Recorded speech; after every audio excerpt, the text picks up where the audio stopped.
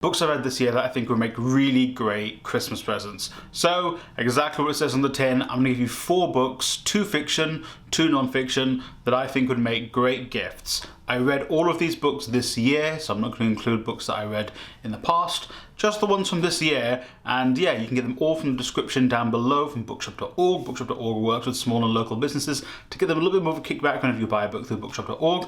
Alternatively, you can get them from your local library, or get them secondhand from somewhere, because now I'm thinking the library need to give the books back, and these are gifts, so maybe you don't want to give them back. So still get these books from your library, but also buy them secondhand, or buy them from bookshop.org or an independent bookstore. Let's get into it. Oh brother, this guy's showing us Earthsea again. Listen, this is the first 4 books from the Earthsea series. Go and read them, go and get them. I have banged on continuously about how good Earthsea is. I think I've made at least 3 to 4 videos about the Earthsea books within the last 3 months. I simply think everyone should read this book. It's also 4 books in one. Think about the bang for your buck you're getting. You're getting 4 books for the price of 1 book. That's crazy value. You know, we're going through a Cozy Lives right now. God knows how much longer we'll be going through a Cozy Lives. So, 4 books in one? That's like, oh my god, mum or dad or sibling or friend or cousin, I can't believe you bought me 4 books.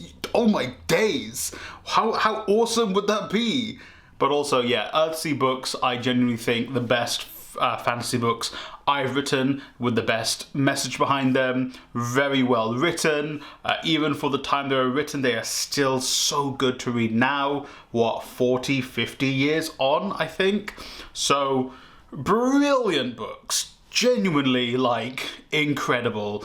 I can just gush about this. So, I mean, I've made so many videos about Earthsea books. I'm gonna make a playlist of just Earthsea videos I've made, because I'm going to make even more in the future, so I will link that up above me or in the description, because I'm an Earthsea head. I'm an Earthsea head. I can't think of another word for that, but genuinely, it's 4 books in one, man. It's really great value for your money. Let's go non-fiction. July 1914, Countdown to War. I think if you've got a history buff friend, a history buff parent, this is that kind of book they would enjoy. It is not just talking about the surface level stuff we are taught about the build up to World War I in school, but it is also going deeper. It's looking at archive, it is looking at different perspectives as to the start of World War I. It actually gives you a day-by-day breakdown of what was happening in the build up to World War I. The kind of thing you would see in a very long documentary, in like a 10-episode documentary about the build up to World War I, but also goes into even more depth, in my opinion. It tells you different perspectives a little bit easier than you would be able to in a documentary. And yeah, I'm actually quite glad I read this book, because I was told to read it when I was studying history at A-level, which for my non-English viewers is ages 16 to 18 in the UK, or at least England, where you can choose what you study. I studied history, and I was told to read this book, and I never read it, but now I did, and I was like, oh, actually, yeah, quite an interesting read there. So, if you are going to pick up a book for like a history buff person in your life, and they are actually interested in kind of like the interwar years / the build up to World War I. I'm not really a fan of military history, but this was interesting because it was like the precursor to the military history aspect of it. Obviously, I know all the World War I stuff, because being an English school student, I learned World War I in and out for like 7 years. But this is all information that wasn't taught to me in school, even at A-level. Maybe this is university level perhaps, but I didn't go to university, so. But highly recommend. I should have really planned which book I was going to do for my second fiction book, because there's like 3 I want to do. So this was a tough decision to make, but I'm going to go with The Rage of Dragons, because it is one of the more different books that I've read this year in terms that it is a setting that isn't common when it comes to fantasy, at the very least. Also, it is one that my viewers actually recommended I pick up. So I think that's why this is going to take the cake for the second fiction book. Even though there are so many fiction books I wanted to talk about. Even last Saturday's subject, The Book Thief, could have made it on this list. But let's go with The Rage of Dragons. Incredible, talks about imperialism, talks about colonialism, but is also told through a non-typical lens of sort of African mythology and African history intertwined into this fantasy book. Super duper interesting. I think the ending, the very end of the book kind of does remind me of other fantasy books. For example, I read Iron Widow last winter, I believe, so about end of 2023 I read Iron Widow, and some of the ideas overlap, but I think when you are an author who is addressing things like colonialism that are discussed in both this book and Iron Widow, I think those ideas are going to have to overlap.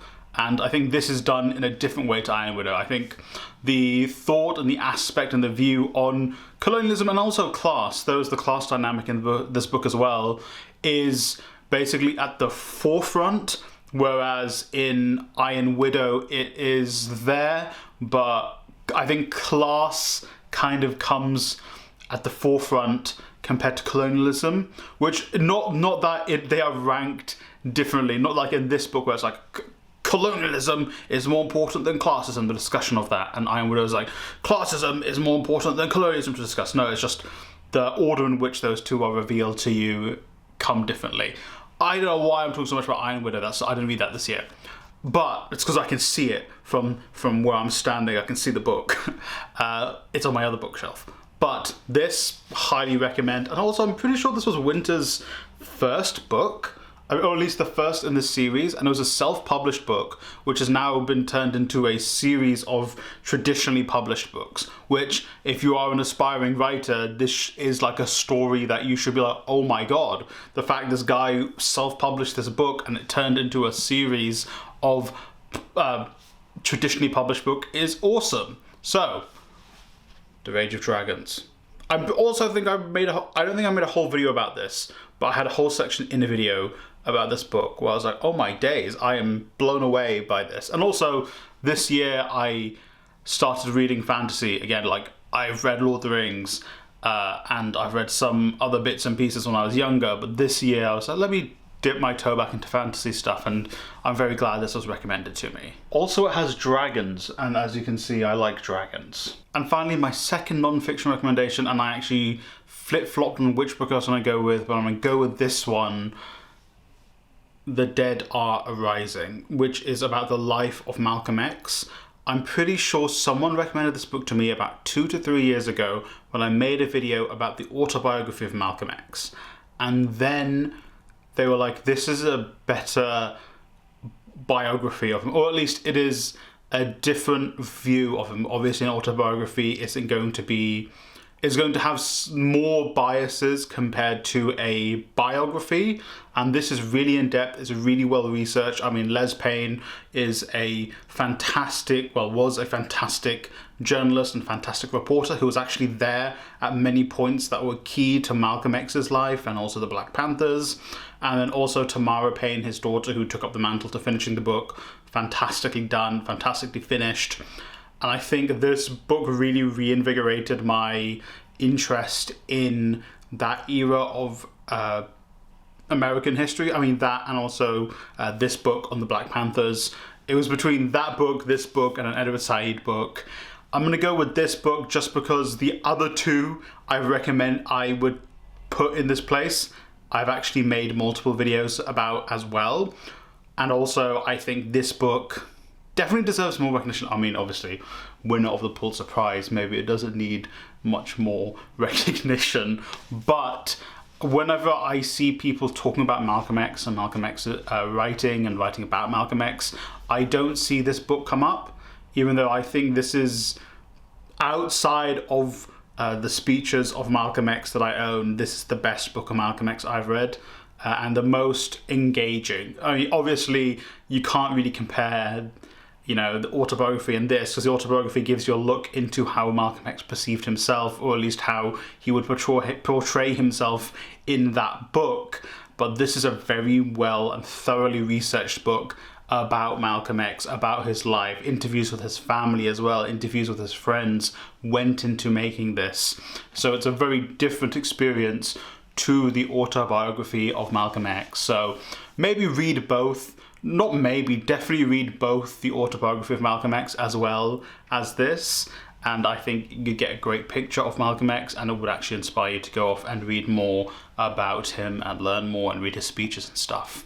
So those are my 4 books I recommend for you to buy this Christmas. I know this is coming out, I think, exactly a week before Christmas, so head to your bookstore as soon as you read this and go and get the book.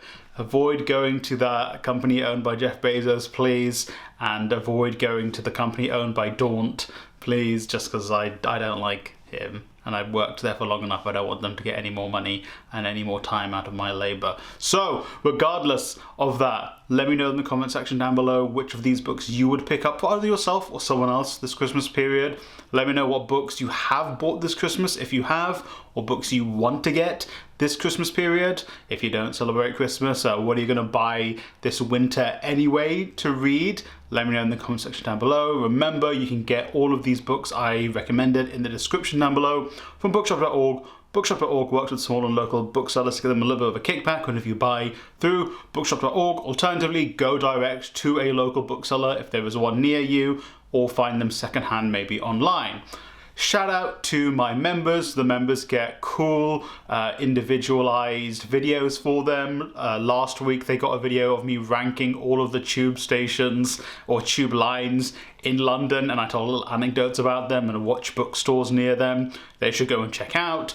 They get special emojis, they get input in what videos I make, they get input in my thumbnails, and they get it for £2 a month. Obviously, I know we're in a cosy lives, so £2 a month actually is a lot of money, you know, even for someone who is a student, or someone who is working full-time.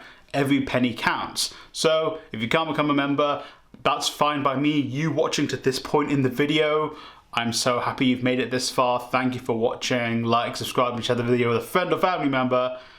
And as always, I hope you read a great book today.